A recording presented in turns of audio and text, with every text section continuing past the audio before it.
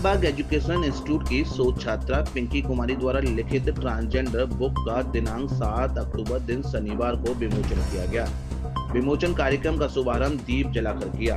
Transgender book विमोचन समारोह के मुख्य अतिथि IPS BP अशोक, उनकी धर्मपत्नी Manju Ashok, deputy director planning Aman Verma, senior DCM railway, शिक्षिका सविता श्रीवास्तव एवं लेखिका पिंकी कुमारी ट्रांसजेंडर राधिका बाई ने बुक का विमोचन कर लेखिका पिंकी कुमारी को बधाई दी।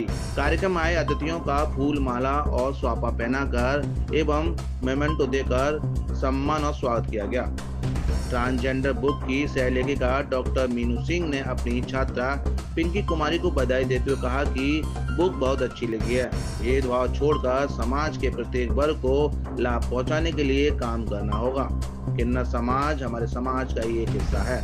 किन्नर राधिका बाई ने कहा कि किन्नर समाज को अपनी जीविका चलाने के साथ शिक्षा भी ग्रहण करनी होगी। शिक्षा ही वह रास्ता है जो आपको मान सम्मान और एक मुकाम दिला सकती है।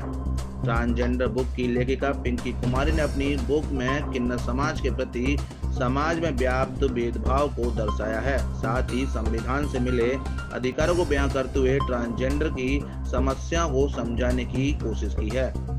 वहीं ट्रांसजेंडर किताब के माध्यम से किन्नर समाज को समाज की मुख्य धारा में लाने की बात कही गई है। जी, दयालबाग एजुकेशन इंस्टीट्यूट से PhD कर रही हूँ। मैं वहाँ की शोधार्थी हूँ। ट्रांसजेंडर बुक का आपने लिखी है, क्या सोच के लिखी है, क्या है पूरा? तो समाज के उत्थान के लिए सबको आगे बढ़ना चाहिए और ये ज़रूरी भी है कि हमारे भारत देश को विकसित बनाने के लिए और आगे पहुँचाने के लिए बहुत ज़रूरी है कि हम देश के हर समाज के बारे में सोचें और ऐसे समाज के बारे में बहुत ज़्यादा सोचने की आवश्यकता है क्योंकि वहाँ पर शिक्षा का विकास बहुत कम है।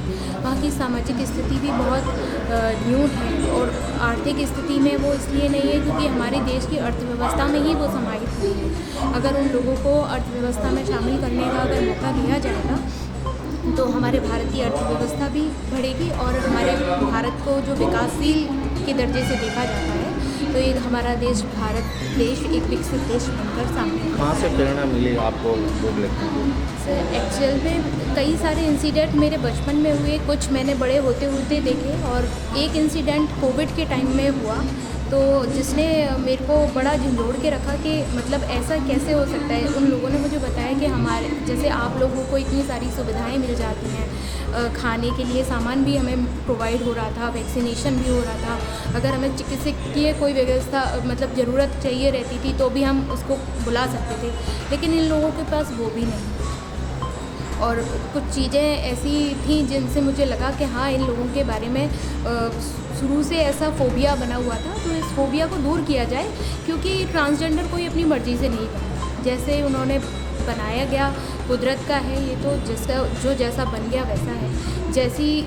जिस तरीके से हम किसी के प्रति सौहार्द हो जाते हैं कि इसके पास ये चीज़ नहीं है, हम किसी अपाहिज को देखते हैं या किसी विकलांग को देखते हैं, दिव्यांग को देखते हैं तो हम उसके प्रति थोड़ा सा हमारा पोलाइट नेचर हो जाता है। तो ऐसा नेचर हमारा इनके प्रति क्यों नहीं? ये भी एक लैंगिक रूप से दिव्यांग है, कोई अपनी मर्जी से तो ट्रांसजेंडर नहीं बन सकता। इस वजह से मैंने ये सोचा कि यहाँ पर काम लेने की ज़रूरत है और मैं एक शोध करता हूँ तो उस दृष्टिकोण से भी सोचा कि अगर मैं रिसर्च करूँगी तो कुछ और लोग भी मोटिवेट होंगे और इस पर काम करेंगे जिससे एक ऐसा एरिया जो बिल्कुल अछूता है वो कहीं से जिसको सपोर्ट नहीं मिल रहा है उसको सपोर्ट मिले और वो भी ग्रो करे। और एक हम बेस्ट माइंड जो हम एक साइड में कर देते हैं जिसको देखते तक नहीं है, हो सकता है उसके अंदर कोई ऐसा यूनिक माइंड हो जो हमारे देश के लिए कोई आविष्कार कर सके।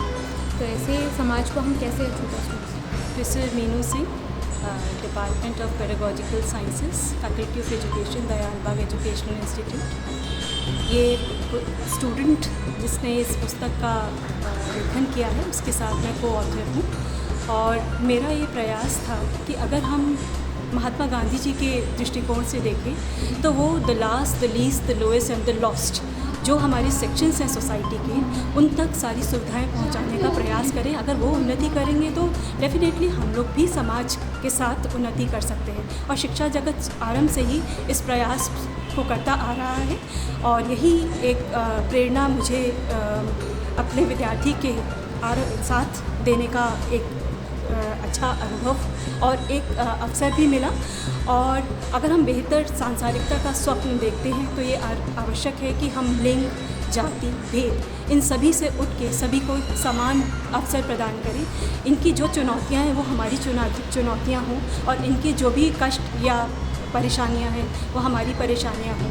इसको दृष्टिगत रखते हुए जो संवैधानिक प्रावधान या फिर जो भी संवैधानिक इसके लिए सॉल्यूशंस प्रेजेंट किए गए हैं तो उनको क्यों ना हम अपने विद्यार्थियों तक पहुंचाएं, उनको अवगत कराएं, जिससे वो इससे लाभान्वित हो सकें और उनके अंदर एक जनरल अवेयरनेस डेवलप हो सके, जिससे वो सभी लोगों को अपने साथ लेके चल सके। और जो हम इंटीग्रेशन की बात कर रहे हैं तो ये इंटीग्रेशन तभी संभव है जब हम ट्रांसजेंडर को भी अपनी सोसाइटी का एक इंटीग्रेटेड पार्ट बना के चलें। तो यही मेरा एक प्रयास था जो मेरे इस विद्यार्थी के माध्यम से मेरा स्वप्न साकार हो सका। जो आज ट्रांसजेंडर समाज के लिए पुस्तक लॉन्च हुई है, मैं आभार रखती हूँ पिंकी दीदी का, जो सबके लिए तो सब लिखते थे लेकिन जिनके लिए नहीं लिखा जाता था, जिन्हें इग्नोर किया था उस समाज के लिए उन्होंने लिखा। मैं आभार रखती हूँ। आगरा जनपद में ये पहली पिंकी दीदी हैं जिन्होंने ट्रांसजेंडर पुस्तक लॉन्च की। और मैं इस ट्रांसजेंडर वेलफेयर बोर्ड की मैं जनपद स्तरीय सदस्य हूँ। और ट्रांसजेंडर कम्युनिटी के लिए बहुत सारी समस्याएँ हैं, काफ़ी समस्याएं, समय लगेगा क्योंकि 7 वर्ष हुई हमारी आज़ादी को मिले हुए।